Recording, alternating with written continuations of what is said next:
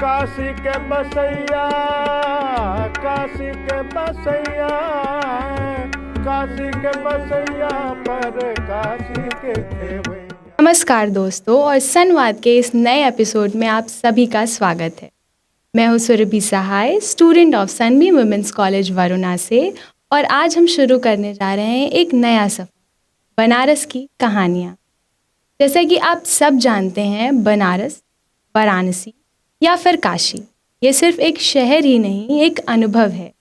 ये शहर अपनी पुरानी विरासत, गहराइयाँ और रूहानियत के लिए जाने जाता है। इस पॉडकास्ट में हम बनारस के सारे पहलुओं को एक्सप्लोर करेंगे, चाहे वो गंगा के घाट हों, काशी विश्वनाथ मंदिर की बातें हों या फिर साड़ियों की कहानियाँ हों। आज से इस एपिसोड में हम बनारस की रंगीन गलियों से लेकर प्राचीन मंदिरों तक की बातें करेंगे और उनके बारे में समझेंगे, सारी चीज़ों को जानेंगे और हम आप तक भी शेयर करेंगे। ये हमारे लिए एक अनोखा सफ़र है और मैं चाहती हूँ कि आप सब इस सफ़र का एक हिस्सा बने। इस पॉडकास्ट का नाम है संवाद, जहाँ हम बात करेंगे, सुनेंगे और सीखेंगे बनारस की कहानियाँ ज़ुबान से।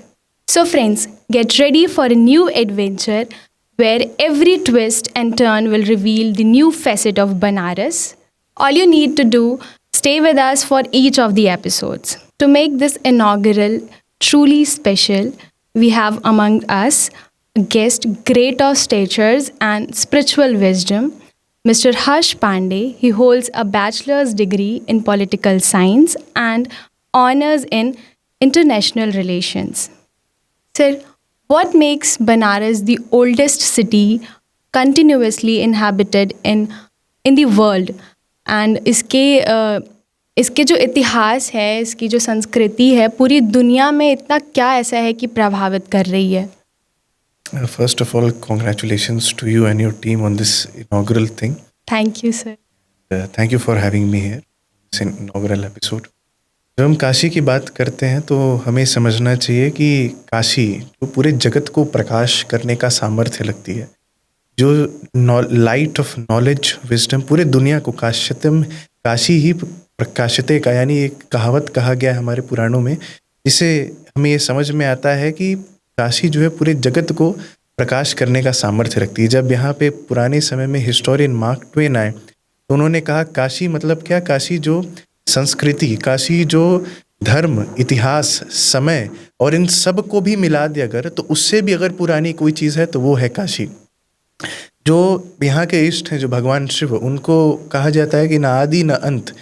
तो जो यहाँ के इष्ट देवता है भगवान श्री काशी विश्वनाथ जी, जहाँ से पूरे चराचर इस सृष्टि और जगत का उत्पत्ति हुआ, वह केंद्र है काशी। हर चीज़ की उत्पत्ति का जो सृजन का स्रोत है वह है काशी। तो इसलिए हम देखते हैं कि यहाँ इतनी पुरातन चीज़ें, समय से भी पुरानी, समझिए जो समय से भी पुराना हो वो कितना पुराना होगा और वो कितना अद्भुत होगा। तो इसीलिए काशी को oldest and the most ancient, सिर्फ ऐसा नहीं कि भारत में, पूरे एशियाई महाद्वीप में, वह पूरे विश्व में, और यह केंद्र रहा है हमेशा से अध्यात्म का, ज्ञान का, सृजन का, और उसी के साथ में जो एक हमारी संस्कृति का मिश्रण है, इसका पूरा एक साम्राज्य जो है वो काशी। इसीलिए काशी हमारा कल्चरल कैपिटल भी है, क्योंकि ये सभी हमारे धरोहर को बहुत ही सुंदर तरीके से एक जगह पर संजोए हुआ है। और ये आप जैसे युवाओं की जिम्मेदारी है कि इस धरोहर को बहुत शानदार तरीके से आगे बढ़ाएं। Thank you sir. सर, आपको कैसा लगता है कि आप मतलब बनारस में हैं और यहीं पे आपकी परवरिश हुई और ये सारी चीज़ें, तो आपको कैसा इम्पोर्टेंस सा फील होता है कभी यहाँ पे? इम्पोर्टेंस कि जहाँ से लोग, दुनिया भर के लोग आ रहे हैं हमारे ही शहर में और हम यहीं से पले बढ़े, सब कुछ हुआ, तो आपको ऐसा लगता है कभी कुछ?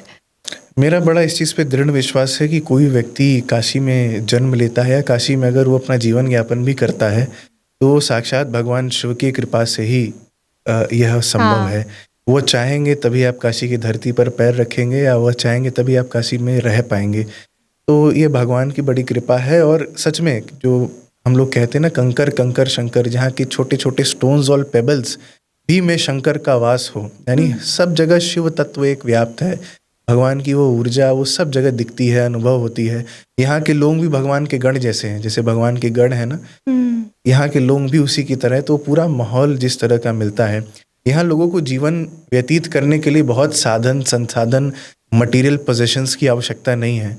सुबह उठे, गंगा किनारे नहाया, भगवान का नाम लिया, इनके लिए यही संसाधन बहुत काफ़ी है। इसीलिए लोग कहते हैं कि काशी में ऐसे समय रुक सा जाता है, काशी में समय आगे नहीं बढ़ता है, क्योंकि यहाँ सभी लोग किसी भी चीज़ की हर या रश में नहीं है। जिसको जितना मिला वो उतने में ही संतुष्ट है, और वो मानते हैं कि भगवान का नाम लेना ही उनके लिए परिपूर्ण है, उनका जीवन ही उतने में सार्थक है। तो वो अधिक और पाने की वो श्रम ही नहीं करते, उनके अंदर लालच ही नहीं होती है। तो अपने आप में एक सौभाग्य है, और जो भी काशी एक बार भी आया होगा वो काशी भूल नहीं पाता है। वो चाहता है कि काशी वो फिर से आए, क्योंकि यहाँ हवा में ही कुछ एक बात है। यस सर, हम सब बहुत ब्लेस्ड हैं कि हम यहीं पे हैं।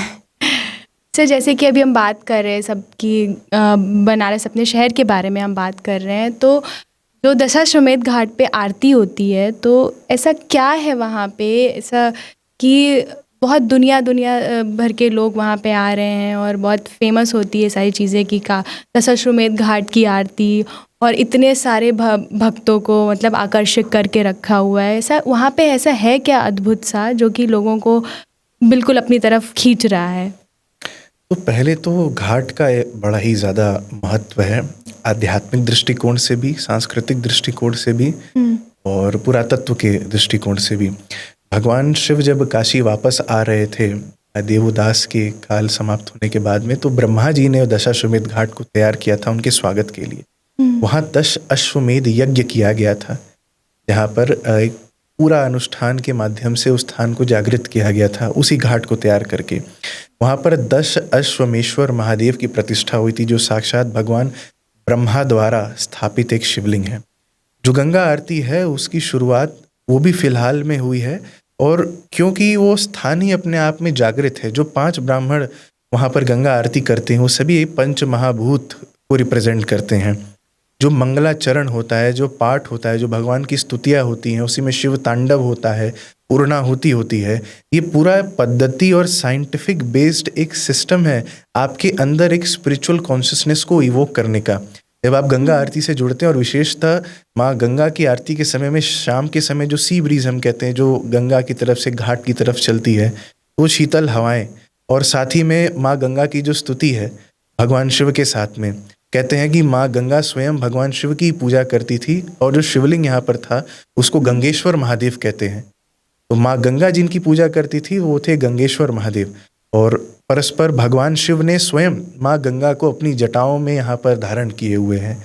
और कहते हैं कि काशी में माँ गंगा अपना प्रवाह भी बदल लेती हैं। यहाँ पर माँ गंगा उत्तर वाहिनी है, तो माँ भगवती गंगा के तट पे जो शीतलता है, माँ गंगा इस पूरे धराधाम को अविरल, पावन और निर्मल करती हैं। और साथ में जो हमारी सांस्कृतिक और आध्यात्मिक विरासत है दशाश्वमेध घाट पर, और आरती का जो पूरा एक सिस्टमैटिक प्रोसीजर जो बताया गया है। गंगा आरती बहुत जगहों पर होती है, पर आप किसी से भी चर्चा करेंगी तो वो हमेशा काशी या बनारस की गंगा आरती का जिक्र करते हैं, क्योंकि जो पद्धति बनाई गई है यहाँ पर गंगा आरती करने के लिए वो बहुत सुंदर है। आप सैकड़ों बार उस गंगा आरती को देख लेंगे, लेकिन हर बार जब आप वहाँ जाएंगे एक अलग शांति और एक अलग स्मृति की अनुभूति आप वहाँ पर करते हैं। तो है सर, अभी जब हम अभी बात कर रहे थे हम लोग, तो आपकी प्रोफाइल रीड हुई, तो आपने उसमें पॉलिटिकल साइंस से अपना मास्टर्स नहीं किया है, लेकिन आपने ग्रेजुएशन किया है और मास्टर्स इंटरनेशनल रिलेशन में किया है। तो सर, ऐसा कौन सा चीज़ आपको क्या लगा कि आप इस तरफ आपने पूरा ऐसे अपना रास्ता ही बदल दिया? ऐसी क्या एक चीज़ थी? मेरी जो जर्नी रही थी, तो शुरुआत से ही मैं एक एडमिनिस्ट्रेटिव ऑफिसर बनना चाहता था। और तो जो भी सब्जेक्ट्स मैंने चूज़ किए, जो भी तैयारी और पढ़ाई मैंने की, तो वो भी हमेशा से उसी डायरेक्शन में थी। और PHU से ही दोनों मेरे ग्रेजुएशन और अभी मेरा मास्टर्स भी वहाँ हो रहा है। कहीं ना कहीं इसमें उस तैयारी का बहुत बड़ा हाथ है। और अगर मैं आपसे आज बात कर पा रहा हूँ, संवाद कर पा रहा हूँ दोनों इंग्लिश या हिंदी में, और जो भी अपनी बात को रख पा रहा हूँ, उसमें भी मेरे तैयारी का बहुत बड़ा हाथ है। जो भी आज हम काम कर पा रहे हैं, हर ज्योग्राफी, हर कॉन्टिनेंट के लोगों तक हम पहुंच रहे हैं, उसमें भी हमारी तैयारी का बहुत बड़ा हाथ है। तैयारी ने एक बहुत ज़बरदस्त चीज़ सिखाई, और वो थी कि मेहनत कैसे करते हैं, मेहनत करने का क्या इंपॉर्टेंस है, मेहनत करना सिखाना, डिसिप्लिन रहना, डेडिकेटेड रहना, डिवोटेड रहना। ये ऐसे फंडामेंटल चीज़ें हैं जो आप किसी भी चीज़ को करते हैं उसमें हेल्प करता है, और आपको हर दिन डायनामिक चीज़ों से गुजरना है। रोज़मर्रा की जीवन में आपके आसपास बहुत कुछ हो रहा है, बस आपको कॉन्शियस रहना है उसको समझने के लिए और अपने जीवन में पॉजिटिव तरीके से उतारने के लिए। ये सारी चीज़ें पढ़ाई और पढ़ाई के दौरान की गई मेहनत ने सिखाया। कैसे ये रास्ता बदला, तो ये तो पूर्णतः जब तैयारी का वक्त चल रहा था, तो एक कहते हैं ना कि एक ईट स्लीप रिपीट ब्रीद, पूरी उसमें मेरे तैयारी ही थी। लेकिन तैयारी करने का भी एक प्रॉपर पद्धति और प्रॉपर एक सिस्टम होता है जिसको आप फॉलो करते हैं किसी भी चीज़ को, तो वो सस्टेन रहता है। एक समय मैंने तैयारी में ऐसा अनुभव किया कि मैं थोड़ा सा ड्रेन्ड हो गया, या ऐसा जैसे मेरी प्रोडक्टिविटी लेवल्स जो पढ़ाई में है वो कम आ रहे हैं। उस समय मैंने आध्यात्म का सहारा लिया। उस समय मैं भगवान से थोड़ा सा जुड़ा ताकि मेरी पढ़ाई की जो प्रोडक्टिविटी है वो भी बढ़ती रहे और साथ में मेरा मन भी जो है वो लगा रहे। तो उस समय इतना करीब से मैंने इस शहर को जाना, हमारी विरासत को जाना, सीखा, समझा, लोगों से मिला कि मेरा मन ही इसमें रम गया। तो भगवान की मैं इच्छा समझता हूँ और जो भी कर पा रहे हैं आज भी उसमें पढ़ाई का बहुत बड़ा योगदान है। अगर पढ़ाई नहीं करते, शायद जो कर पा रहे हैं या एक आज जो विज़न है समाज में एक पॉजिटिव बदलाव लाना है, आप जैसे युवाओं को हमारी संस्कृति से अध्यात्म की तरफ एक सकारात्मक रुचि से, पॉजिटिव इंट्यूशन से उनको जोड़ना है, तो शायद ये चीज़ें और ये विज़न नहीं आ पाता। तो जो कुछ भी है पढ़ाई के लिए है, पढ़ाई की वजह से है, इसलिए पढ़ाई करना बेहद ज़रूरी है। तो आपको क्या लगता है कि पढ़ाई ज़्यादा ज़रूरी है या फिर ये? पढ़ाई ज़्यादा ज़रूरी है। और ज़रूरी ये है कि मतलब आप जीवन की सार्थकता जो है आपके लाइफ के साथ आप जस्टिस कर रही हैं कि नहीं। भगवान ने आपको ये मानव शरीर दिया और आपको शुक्रिया अदा करना चाहिए कि मानव शरीर ही नहीं दिया, हम सबके सभी अंग भी इंटैक्ट हैं। हम किसी तरीके से स्पेशली एबल्ड या उस तरीके से नहीं हैं, उनकी भी अपनी स्पेशल क्वालिटीज़ होती हैं। पर फिर भी एक शुक्रिया अदा हमें भगवान को करना चाहिए कि हम हर चीज़ से परिपूर्ण हैं। भगवान ने हमें बौद्धिक क्षमता दी, हमें इंटेलेक्ट दिया, तो हम इस चीज़ का क्या हम समाज को वापस दे रहे हैं? या हमारा अगर जीने से एक व्यक्ति की भी सार्थकता है, एक पर्सन के भी लाइफ में अगर हम यूटिलिटी ऐड कर रहे हैं अपने काम के माध्यम से, तो जो भी हम काम कर रहे हैं वो सार्थक है। पढ़ाई हम किस चीज़ के लिए करें? पढ़ाई हम करें सीखने के लिए, समझने के लिए। पढ़ाई से वैल्यूज़ लेना बहुत ज़रूरी है। वैल्यूज़ यानी कि हमारे जो सोसाइटी की तरफ रिस्पॉन्सिबिलिटी है उसको समझना, हमारे जो कल्चरल इनहेरिटेंस चीज़ें हैं, बड़ों की तरफ रिस्पेक्ट, वो अगर आपके अंदर है, अगर आपके अंदर एम्पैथी है, यानी आप किसी डिसीजन को लेने के पहले आप उस पर्सन के शूज़ में अपना पैर डाल के देख रही हैं, हाँ मेरे इस डिसीजन से सामने वाला कैसे इम्पैक्ट हो सकता है, या मैं अगर कुछ बोल रही हूँ तो उससे सामने वाले के ऊपर क्या फ़र्क पड़ सकता है, और मैं क्या किसको दे सकता हूँ, एक समाज को पॉजिटिवली क्या कंट्रीब्यूट कर सकता हूँ। अगर ये चीज़ें आपके अंदर क्लियर हैं तो आपकी पढ़ाई सार्थकता है। आप जब भी स्कूल में हो, कॉलेज में हो, मेरा सबसे निवेदन है आपको जो भी अपॉर्चुनिटीज़ मिलती हैं, पढ़ाई आप ज़रूर करें, मेहनत करें, ज्ञान अर्जित करें, किताबों तक सीमित न रहें, किताब से बाहर निकल के भी एक सामाजिक और आध्यात्मिक ज्ञान लेने का प्रयास करें। साथ ही में जब आप उस ज्ञान को ग्रहण कर रहे हैं तो आप इस चीज़ का ध्यान रखें कि मुझे ये ज्ञान को किस तरीके से यूटिलाइज़ करना है कि इसमें मैं एक समाज में एक रिस्पॉन्सिबल सिटीज़न की तरह उभरूं, कि मैं लोगों को कुछ वापस दे सकूं। Always strive to be a giver in the society rather than being a parasite. ये सोसाइटी आपको दे रही है, तो ये मानसिकता अगर आपके अंदर है तो मेरे विश्वास से पढ़ाई आपकी सार्थकता है। और आध्यात्म का अर्थ ही यही है, जो भी आप कर रहे हैं उसको निस्वार्थ भाव से करें, अच्छे से करें, बिना किसी एक्सपेक्टेशन के करें। हाँ, कि वो हमें वापस मिले। बिल्कुल। कुछ आप ज़रूरी नहीं अपने घर में रोज़ दिया जलाएं, ये मैं आपको कह रहा हूँ, या किसी के लिए भी ज़रूरी नहीं आप रोज़ पूजा पाठ करें या इन चीज़ों से जुड़ें या योग अभ्यास करें। अगर आप जहाँ पर हैं वहाँ पर एक आप डिफरेंस क्रिएट कर रहे हैं, कुछ ऐसा काम कर रहे हैं जो आपको लगता है कि आपने बेस्ट दिया है, तो आपकी सार्थकता, आपकी स्पिरिचुअलिटी वहीं सेटिस्फाइड है। हाँ, अगर इसके साथ में आप दिया भी जला पा रहे हैं तो बहुत अच्छा है। हाँ सर, आपके बारे में इतना कुछ जान लिया आप। तो सर अभी मेरे को ये एक क्वेश्चन है कि बहुत सारे टेम्पल्स जो हैं कि हम जानते हैं कि हाँ काशी विश्वनाथ जो फेमस टेम्पल्स है पूरे ऑल ओवर वर्ल्ड में, हम देखते हैं, जानते हैं, सुनते हैं। सर तो क्या आप बता सकते हैं कि कौन से ऐसे टेम्पल्स हैं जो कि लेसर नोन हैं और मतलब उनकी बहुत हिस्टोरिकल इम्पॉर्टेंस है, बहुत स्पिरिचुअलिटी इम्पॉर्टेंट है उनकी सारी चीज़ें, बट उनको अभी लोग जान नहीं पा रहे हैं या फिर वो लोगों तक अभी पहुंच नहीं पाई हैं टेम्पल्स। ऐसे कौन कौन से मंदिर हैं हमारे बनारस में? ये काफ़ी कठिन प्रश्न है। कठिन इसलिए है क्योंकि कुछ जगह पूरी काशी ना एक यंत्र के समान है। पूरी काशी जो है वो भगवान शिव का ही स्वरूप है। भगवान कहते हैं कि काशी मेरे हृदय में वास करती है। काशी इस मतलब it is the heart of भगवान शिव। तो आप समझिए जो शिव के हृदय में है तो वो तो पूरा स्थान ही काशी और ये पूरी जगह ही कितनी खास हो जाती है। मैंने कहा ना कंकर कंकर शंकर, तो यहाँ छोटे छोटे स्टोन्स पेबल्स जहाँ के लोग ही चंद्रशेखर के समान है। काशी तो वो है, काशी में वो सामर्थ्य है। मंदिर, सभी मंदिर अपने आप में एक इम्पोर्टेंस रखते हैं। हर मंदिर के अंदर एक वाइब है, एक एनर्जी है, कॉन्शियसनेस है। अगर आप सही इंटेंट से वहाँ पर जाते हैं, बैठते हैं, तो इस चीज़ को आप खुद भी अनुभव कर पाएंगे। अगर मुझे अपने लेवल पर आपको 5 ऐसे मंदिर बताने हो काशी में जो लेसर नोन है या जहाँ कम लोग जाते हैं लेकिन सबको जाना चाहिए, तो मैं उसमें पहले धूमावती का मंदिर है जो 10 महाविद्या में से एक है, मैं उसको बताऊंगा। दूसरा जो चंद्रकूप में माँ सिद्धेश्वरी देवी का मंदिर है, बहुत ही प्राचीन, वहाँ पर हर किसी को जाना चाहिए। तीसरा है त्रिगुणात्मिका महालक्ष्मी मंदिर जो लक्सा पर है, लक्ष्मी कुंड में। वहाँ मयूरी योगिनी, भगवान काल भैरव, माँ संतान लक्ष्मी, इन सबका वास है और एक बड़ी ज़बरदस्त ऊर्जा वहाँ पर मिलती है।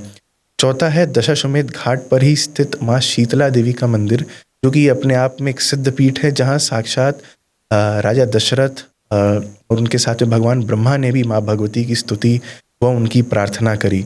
और इसके अलावा 5वें नंबर पे मैं रखना चाहूँगा माँ विशालाक्षी के शक्तिपीठ को। बहुत कम लोग जानते हैं कि काशी में एक शक्तिपीठ भी है, माँ भगवती विशालाक्षी का मंदिर, जहाँ स्वयं भगवान विश्वनाथ जाकर के विश्राम करते।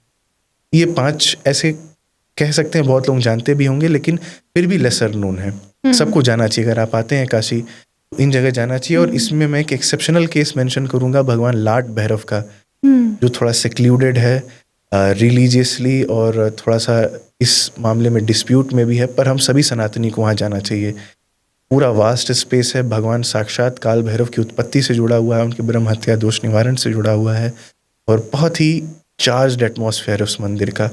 वहाँ का धरती लगता है कि पूरा भैरव तत्व से पूरा व्याप्त है। जो भी कोई शिव साधक या शिव उपासक होगा, वो लाट भैरव में जाकर के 10 मिनट बैठ कर भी साधना कर ले तो वापस लौटने के बाद वैसा नहीं रहेगा।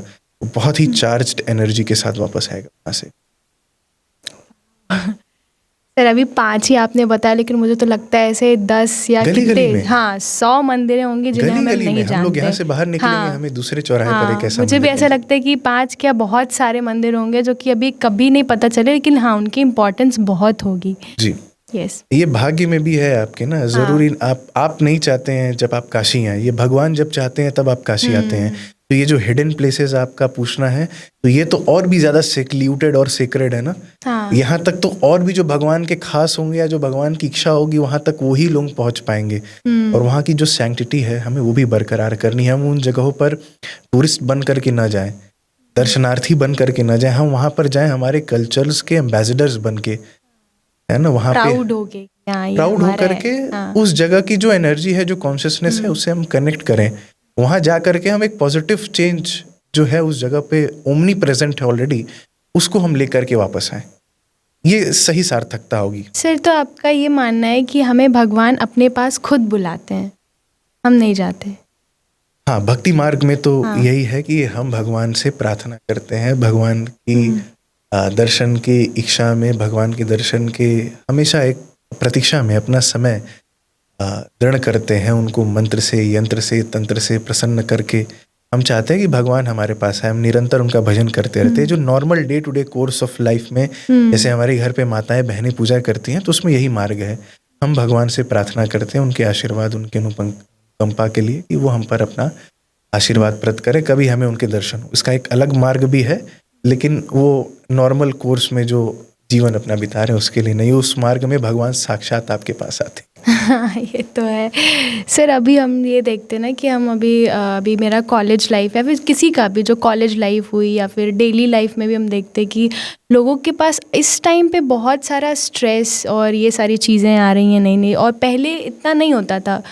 और अब ये बहुत ज़्यादा वो हो रही है, सीवियर बीमारियाँ हो जा रही हैं, लोगों को डिप्रेशन में चले जाते हैं। बहुत ऐसे यूथ जो कि बहुत उनकी ज़्यादा एज भी नहीं है, टीनेजर्स हैं एंड ऑल। तो सर आप कैसा एक ऐसा मैसेज दे सकते हैं कि मतलब कैसे उस चीज़ को वो कोप अप कर पाएँ, और ऐसे स्पिरिचुअलिटी से रिलेटेड, जिससे कि उन्हें मतलब क्योंकि हम देखते हैं जैसे एग्ज़ाम आया और ये सारी चीज़ें आई तो हमें नहीं लगता कि इतना जो स्ट्रेस ले रहे हैं हम लोग उस चीज़ का लें, या फिर बहुत सारी चीज़ें अब नई नई डेवलप्ड हो गई हैं लोगों के अंदर कि उस चीज़ को वो ले लेते हैं डिप्रेशन के उस पे या फिर स्ट्रेस के उस पे, और उनको बहुत दिक्कत करती है वो सारी चीज़ें। तो आप कोई भी ऐसा एक मैसेज या फिर कोई भी एक ऐसी चीज़ आप बता सकते हैं जिसकी वजह से वो अपने उस चीज़ से कोप अप कर पाएँ? देखिए, ये सबको समझना पड़ेगा कि technology is here to stay. We have to adopt technology. हमें इस तरह से टेक्नोलॉजी का यूज़ करना है कि वो हमारा फ्रेंड बने। हमें टेक्नोलॉजी के ऊपर ओवर डिपेंडेंट नहीं होना है। हमें एक पॉजिटिव यूज़ करना है टेक्नोलॉजी का, ताकि हम एक सोसाइटी में पॉजिटिव कंट्रीब्यूशन टेक्नोलॉजी के माध्यम से दे सके। जैसे हमारा ये कॉन्वर्जेसन भी है, ये भी सोशल मीडिया या डिजिटल प्लेटफॉर्म्स के थ्रू जाएगा, लेकिन वहाँ पर और भी सारे कंटेंट्स हैं। तो ये आपके हाथ में चॉइस है कि आप कंज्यूम क्या कर रहे हैं आज के वक्त में। एक तो ये बात हुई। दूसरी, मुझे लगता है कि हमें अपने आप के साथ में समय बिताने की ज़रूरत है। हम अपने आप से ही कट जा रहे हैं, हम अपने आप को ही नहीं पहचान पाते हैं। हमें नहीं पता है हमारा ट्रू पोटेंशियल क्या है, या हमने कभी मेहनत नहीं करी, या हमने एकांत में बैठ करके कभी सोचा नहीं। कोई सिचुएशन हो, उसको ऑब्जेक्टिवली और प्रैक्टिकली एनालाइज करिए। जैसे अगर नंबर कम आए तो वहाँ डिप्रेशन में जाने की ज़रूरत नहीं है। वहाँ रुक करके और ऑब्जेक्टिवली एनालाइज करना है कि हाँ, नंबर कम आए तो क्यों कम आए, क्या कौन कौन से मेरे सब्जेक्ट्स थे जो वीक रह गए, किन किन में हमने पढ़ाई कम करी। ये एनालिटिकल तरीका अपना करके ऑब्जेक्टिवली जब आप किसी चीज़ को देखते हैं, रादर तन एक होलसम बना करके या पूरा एक ब्लेम गेम सिचुएशन करके, ये मेरे हिसाब से बेहतर है। टिप्स के तौर पे एक तो ये मैं कहूँगा, हर किसी को योग अपने जीवन में अपनाना चाहिए। सूर्य नमस्कार अगर आप कर सकते हैं, और कुछ नहीं तो बस अपने ब्रेथ को लेकर के थोड़ा सा कॉन्शियस हो जाए। सभी हम आप सांस ले रहे हैं ना, तो जो ये सांस ले रहे हैं, बस इस चीज़ को लेकर के थोड़ा सा कॉन्शियस हो जाएं हर समय हो सके तो। और नहीं तो कुछ 5-10 मिनट निकाल ले अपने दिन के वक्त में, जब आप बस अपने ब्रेथ पर फोकस करें।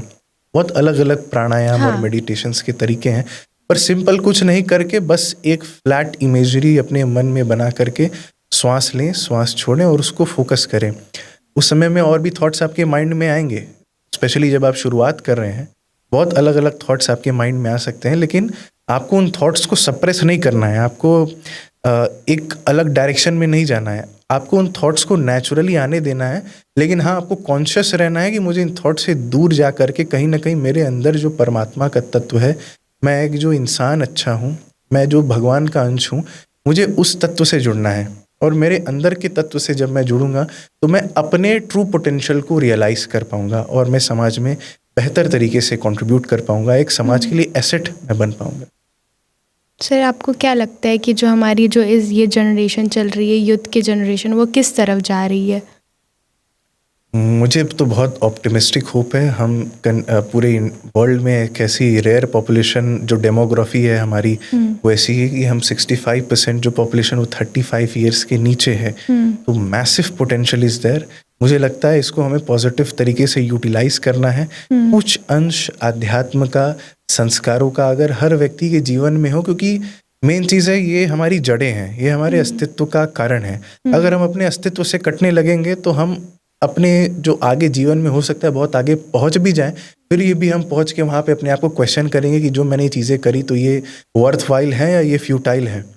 तो हम जमीन से जुड़ करके, संस्कारों से जुड़ करके, अध्यात्म से जुड़ करके, सबसे ज़रूरी अपने आप से जुड़ करके, और ये समझ करके कि मेरे जीवन का क्या मकसद है। कोई भी हम काम करेंगे वो मेरे दृष्टिकोण से बहुत ही प्रोडक्टिव है। और स्पेशली आज के वक्त में जहाँ टेक्नोलॉजी, सोशल मीडिया हर चीज़ को टेक ओवर कर रही है और एक बड़ा इंपॉर्टेंट रोल प्ले कर रही है, इन सभी इंस्ट्रूमेंट्स को आप इस तरीके से अपने लाइफ में इम्बाइब करिए कि ये आपके ऊपर एक पॉजिटिव इन्फ्लुएंस क्रिएट करें, और इनका यूज़ करके आप समाज में एक अदर पॉजिटिव इन्फ्लुएंस क्रिएट कर पाएँ। सर, जैसे आप एक स्पिरिचुअल वो हैं, तो आपकी भी तो लाइफ में मतलब कभी कभी चीज़ें आती होंगी, ऐसे लगता हो कि नहीं, नेगेटिव एनर्जीज एंड ऑल, तो आप उस चीज़ से कैसे सामना करते होंगे? या फिर आती ही नहीं है? क्योंकि नहीं, ये तो कहना, क्योंकि ऐसा होता है ना कि जब हम भगवान से कनेक्ट होते हैं तो बहुत हम सिर्फ पॉजिटिव रहते हैं। तो ऐसे क्या आपकी लाइफ में कभी ऐसा चीज़ें होती हैं कि आपके पास भी नेगेटिव चीज़ें आएँ, या फिर एंग्जाइटी टर्म जो चल रहा है अभी, एंग्जाइटी एंड ऑल, ये सारी चीज़ें आपको भी होती हैं? नहीं, एंग्जाइटी से तो भगवान के आशीर्वाद से बचे हुए हैं। मेन चीज़ समझने वाली हमें क्या बात है ना, इस चीज़ को अगर हम समझ जाए तो हम सब इस चीज़ से बच सकते हैं। और बचना नहीं, टैकल करना नहीं, इसको पॉजिटिवली अपनी लाइफ में इम्बाइब कर सकते हैं। समस्या क्या है, हमें समझना पड़ेगा कि खुश होना, गुस्सा करना, कॉमेडी करना या कोई डिज़ायर्स आना, कोई एपेटाइट बढ़ना, ये सब नेचुरल है। ये हमारे अंदर जो हार्मोन्स हैं उनका रिजल्ट है। हम सब वैसे ही पले बड़े हैं। हमें रादर देन ये हमें कंट्रोल करें, हमें इतना कॉन्शियस और अवेयर होना है कि हम इनको कंट्रोल कर पाएँ। किस टाइम में क्या इमोशन लाना चाहिए, क्या नहीं लाना चाहिए, किस सिचुएशन में क्या अप्रोप्रिएट है, अगर सिर्फ इतना हम अपने लाइफ में इम्प्लीमेंट करते हैं, हम एक बहुत ही सेंसिबल पर्सन की तरफ आ पाएंगे। करना क्या है, आपको अपने डर को अपने अस्तित्व से बड़ा नहीं बनाना है। एक्चुअली में प्रॉब्लम उतनी बड़ी नहीं होती है जितना हम सोच करके और अपने डर को बड़ा बना देते हैं। अगर हम उस डर को काबू कर पाएँ, उस डर को छोटा कर पाएँ, तो हम देखेंगे कि समस्या भी उतनी बड़ी नहीं थी। लेकिन हम सोच कर और स्पेशली नेगेटिव थिंकिंग ले आ करके हम अपने डर को इतना बड़ा बना देते हैं कि समस्या जो है larger than the problem, the fear of the problem becomes the concern. तो इस चीज़ को लेकर के हम कंसर्न रहें कि जो भी प्रॉब्लम या समस्या है उसको ऑब्जेक्टिवली एनालाइज करें। अगर पॉसिबल हो तो किसी से शेयर करें, जिसको भी हम समझते हो कि वो हमारा वेल विशर है। शेयर करने से, बांटने से इन द नॉर्मल कोर्स बहुत सारी चीज़ें बढ़ जाती हैं। और यूथ से मैं कहूँगा, अपने पेरेंट्स से एक पॉजिटिव कम्युनिकेशन हमेशा बना करके चलें। ऐसा कोई काम ना करें कि आपके और उनके बीच में ट्रस्ट डेफिसिट हो। सिमिलरली पेरेंट्स की भी ये रिस्पॉन्सिबिलिटी है कि वो हमेशा एक स्कोप छोड़े रहें अपने बच्चों के लिए। इफ देयर इज़ एनीथिंग, वो उनको पहले बात करे, कम्युनिकेट करे, क्योंकि आपको ये समझना होगा आपके पेरेंट्स से बड़ा कोई आपके लिए वेल विशर कोई भी नहीं है समाज में।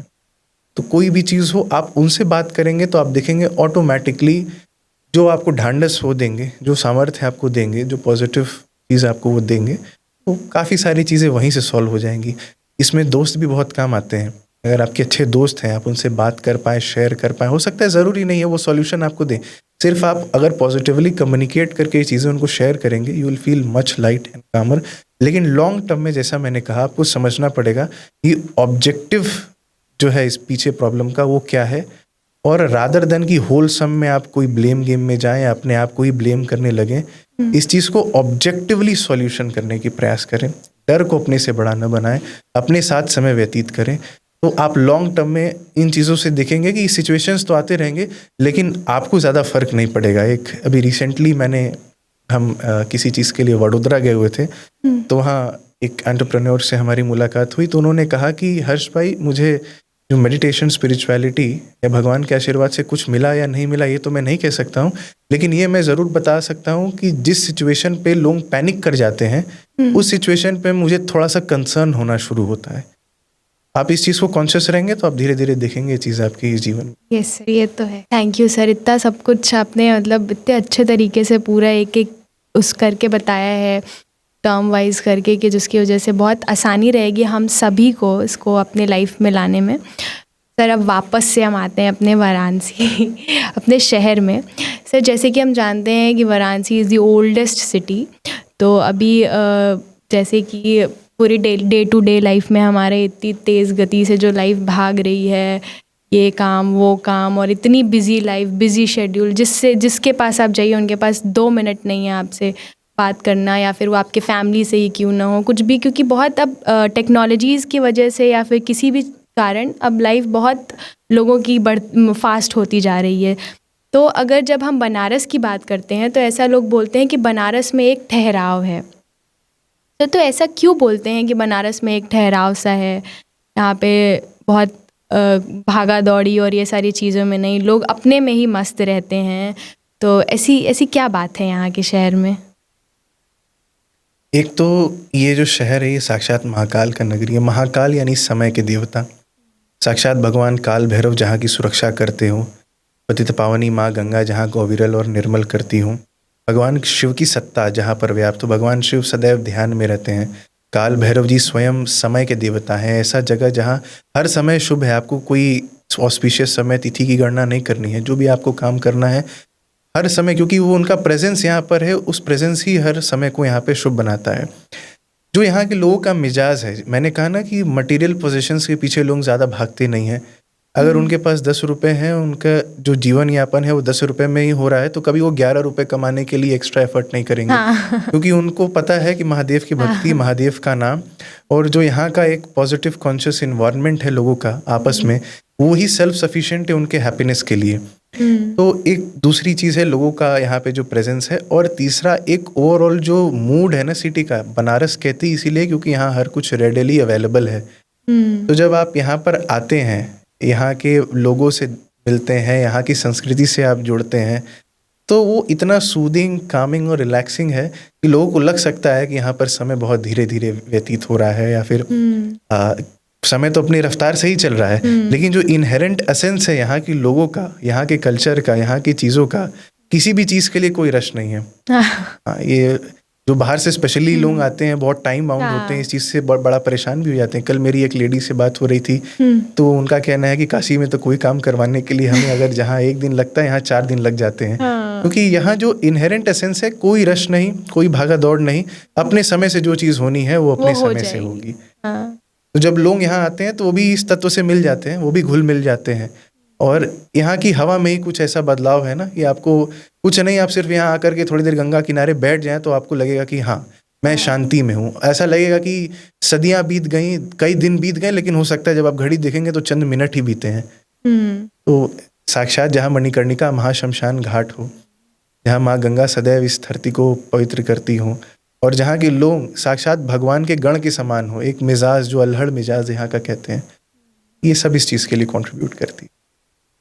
थैंक यू सर इतनी सारी नॉलेज देने के लिए, क्योंकि हमें शायद हम सभी को ये बहुत ज़रूरी है, ना ही कि सिर्फ ये यूथ जो है, ये जो अभी का जो जनरेशन है उसके लिए ही नहीं, बाकी तो सभी के लिए ज़रूरी है। क्योंकि अभी जो भी चल रहा है लाइफ में, लोग भूल चुके हैं कि क्या है हमारा अस्तित्व, हम किस लिए जी रहे हैं। उनको जीने की वजह नहीं भी पता चलती है। तो शायद आपने जितनी सारी चीज़ें बताई, बहुत ही उस तरीके से बताई कि लोगों को बहुत आसानी से समझ में आ जाएंगी, और वो शायद अपने जीवन में वो सारी चीज़ों को लाएंगे और एक अपने अंदर भी चेंज देखेंगे। सर, एक छोटा सा अगर कोई मैसेज जो कि जो हमारा कॉलेज है उसके लिए, वहाँ की गर्ल्स के लिए या फिर यूथ के लिए, एक छोटा सा मैसेज जो कि वो अप्लाई करें और अपने अंदर के चेंज, डर और इन सारी चीज़ों को हटाएं।